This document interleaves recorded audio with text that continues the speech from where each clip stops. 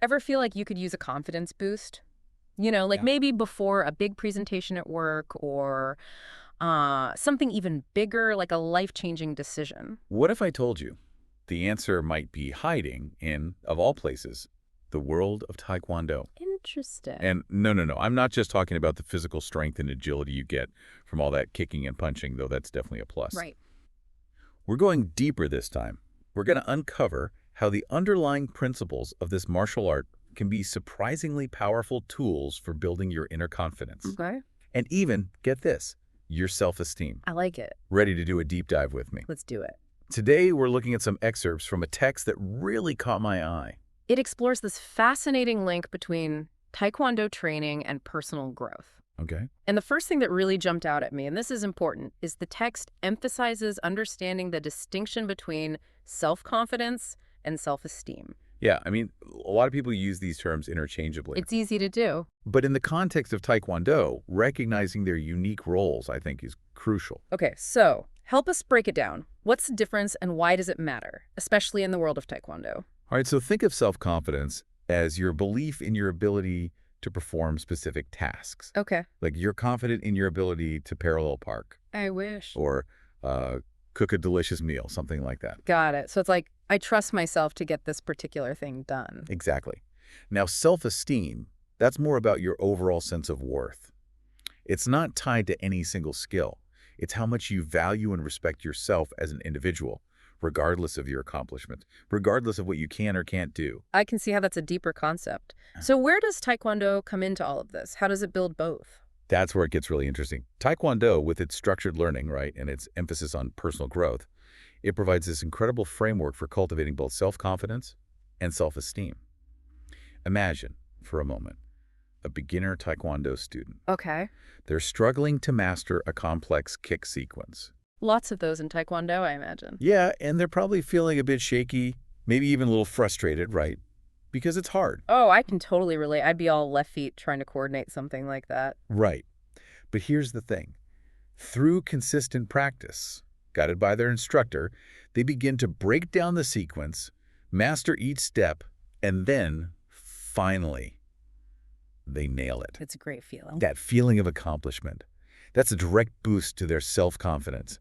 They prove to themselves they could achieve something they initially doubted. So it's about building that I can do this feeling, one kick at a time. Absolutely. And those small wins begin to snowball. They start tackling new challenges with more confidence, both on and off the mat. And that's just the beginning. I think we'll see even more as we go deeper into this. I'm ready. It's like that old saying, confidence is built by taking action, not by sitting on the sidelines. Right. And it sounds like Taekwondo puts that into practice, literally. Exactly. And what's even more powerful, I think, is how Taekwondo goes beyond just those specific skills, you know, Yeah. and it tackles self-esteem more directly. Remember when we were looking at the text before, it mentioned discipline, self-control, and respect as key components of the training. Yeah, I was wondering about those. How did those fit into the bigger picture? Well, imagine that same student we talked about earlier, the one who was struggling with that kick sequence. Okay, yeah. As they progress in their training, they're not just learning those physical moves, the kicks and punches. Right. They're learning to focus their mind, to control their impulses, and to treat themselves and others with respect. So it's about building character alongside physical strength. Precisely. These qualities, they become ingrained in their approach to life. They're better able to handle stress, resist temptations, navigate challenging situations with more composure. It makes a lot of sense. It's like the discipline they learn in the training hall, it kind of spills over into other areas of their lives, boosting their overall sense of self-worth. And a great example of this in action is how Taekwondo instructors use feedback. The text dove into some really interesting examples, highlighting how the right kind of feedback can nurture both self-confidence and self-esteem. Okay, I'm intrigued. Because we all know that feedback can be a bit hit or miss, right? Sure. Sometimes it can be super motivating, other times, well, not so much. What makes the approach in Taekwondo different? It's all about focusing on the process rather than just the outcome. Okay. The text talks about 3 specific types of feedback: confidence boosting, self-esteem building, and value focused. Okay, let's try them. Confidence boosting feedback is probably what you'd expect.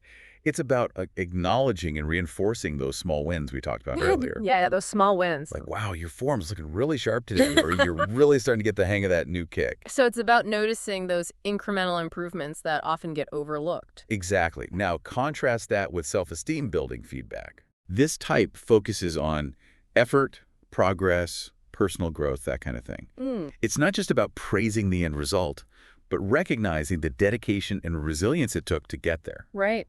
Think along the lines of, I can tell you've been putting in the extra practice and it's really paying off. Mm.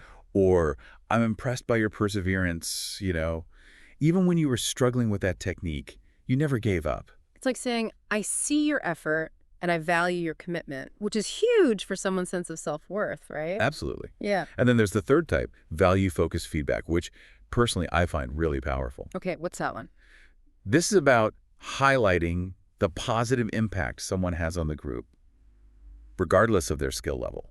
So it can be something as simple as, your positive attitude is contagious, Oh, I like that. or thank you for always being so supportive of your training partners. I love that. It's about recognizing that everyone brings something valuable to the table, even if they're still working on mastering that roundhouse kick. Precisely. It creates this incredible sense of community and belonging, which is, I think, essential for fostering self-esteem. So it's not just about individual achievement, it's about creating a supportive environment where everyone feels seen, valued, and empowered to grow. Exactly. And the text highlights several practical exercises that Taekwondo instructors use to put all of this into practice, which I think will be really helpful to get into. Practical exercises. I like the sound of that. It's one thing to talk about the theory, but how does this actually play out, in a real Taekwondo class? Well, one practice that really stood out to me in the text Yeah. was the idea of starting each class by sharing personal achievements. Oh, interesting. So not just focusing on what needs work, what you're struggling with, but actually taking time to celebrate wins. Exactly. And it doesn't have to be anything huge, right? Like some major accomplishment. It Right. could be mastering a new form or sticking to your training schedule or, Yeah. even just showing up consistently when maybe your motivation's a little low. That's something everyone can get behind. Right. No matter where you are in your journey, you've got something to be proud of. Right. And by sharing those achievements, what you're doing is you're creating this culture of encouragement. Hmm. And you're reinforcing the idea that progress is personal. It is, yeah. What might seem like a small win to one person Right. could be a huge milestone for someone else. It normalizes that we're all at different places, the ups and downs of the learning process, which I think is so important. Absolutely. And speaking of the learning process, the text also highlighted the importance of goal setting in Taekwondo, Hmm.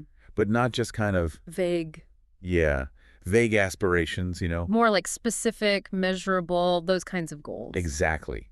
Having those concrete goals, even if they seem like small steps toward a larger goal, they provide that extra layer of motivation. It's like having a roadmap. I like that. A roadmap for improvement. Right. Because when you can actually see that finish line, even if it's just a checkpoint along the way, it makes it easier to push through those inevitable moments of doubt that come up for all of us, I think. Right. And it's incredibly empowering, when you can look back and say, I set out to do this thing and I actually did it, It's a good feeling. And that sense of accomplishment fuels that motivation to set even bigger goals in the future. So it's like a self-perpetuating cycle, right? Yeah. Setting goals, achieving them, building your confidence along the way. Exactly. And let's not forget, the role of partner work in Taekwondo. Oh, yeah. How does that play in? The text emphasized how training with a partner provides these amazing opportunities for both giving and receiving encouragement, which, let's face it, we can all use a little bit of. Because sometimes we can be, I think, much harder on ourselves than anyone else is on us, right? Totally. Having that external support, I think, can make all the difference. Absolutely. And it's not just about receiving that support, right? Yeah. It's also about being able to give it. Right. When you help your training partner master a technique or offer a few words of encouragement when they're feeling discouraged, it reinforces your own understanding. And it builds this sense of camaraderie. It's like this beautiful cycle of mutual growth and support, which, when I think about it, it kind of brings us to this bigger picture of the training environment as a whole, because it's not just about what you do on your own, right? It's about the overall atmosphere, how it's cultivated. Totally, yeah. And you hit the nail on the head there, that it's not just about individual effort, The text really emphasized how crucial a supportive and encouraging training environment is for fostering both self-confidence and self-esteem. For sure. And what are some of the things that make a training environment like that? Well, the text specifically called out collaboration, Okay. respect, Mm-hmm. and consistency Consistency. Okay. as like essential elements. It's about creating a space where everyone feels safe to learn and grow and yes, make mistakes without that fear of judgment, Yeah. Because let's be real, setbacks, those are just part of any learning process, but especially in something as physically and mentally demanding as Taekwondo. Absolutely. Yeah, But in a supportive environment, those setbacks are viewed not as failures, right. but as opportunities, for learning and growth, which is a good way to look at it. It's that whole growth mindset idea, right? Embracing the journey, Yeah. not just chasing the destination. Exactly. And when you combine that with, the structured learning, the positive reinforcement, and that emphasis on personal growth that we've been talking about, Yeah. it creates this incredibly empowering framework. And not just for building physical strength, but also mental resilience, the ability to bounce back from setbacks. Which, at the end of the day, is what true confidence is all about, isn't it? It's not about never having doubts or never failing, but knowing that you can face those challenges, whatever comes your way, and come out stronger on the other side. Couldn't have said it better myself. Hmm. And that's definitely something worth celebrating. Absolutely. So, as we wrap up this deep dive into the world of Taekwondo and this, I think, a surprising connection to building confidence, I think the big takeaway for our listeners is this. The benefits of this martial art, they really do extend far beyond just physical fitness. It's about pushing your limits, discovering your own inner strength, and building that confidence to navigate life's challenges, whatever those may be for you, with resilience and, well, maybe a whole lot of heart, too. I like that. And on that note, I want to leave you with this final thought to kind of ponder. How can you apply these principles we talked about today, like these ideas of setting goals, embracing those challenges, and celebrating even the smallest victories? How can you apply that to other areas of your own life? I think the possibilities are pretty limitless when you really start thinking about it. Thanks for joining us on this deep dive. We'll see you next time for another fascinating exploration into whatever we uncover next. Until then, keep learning, keep growing, and keep pushing those boundaries.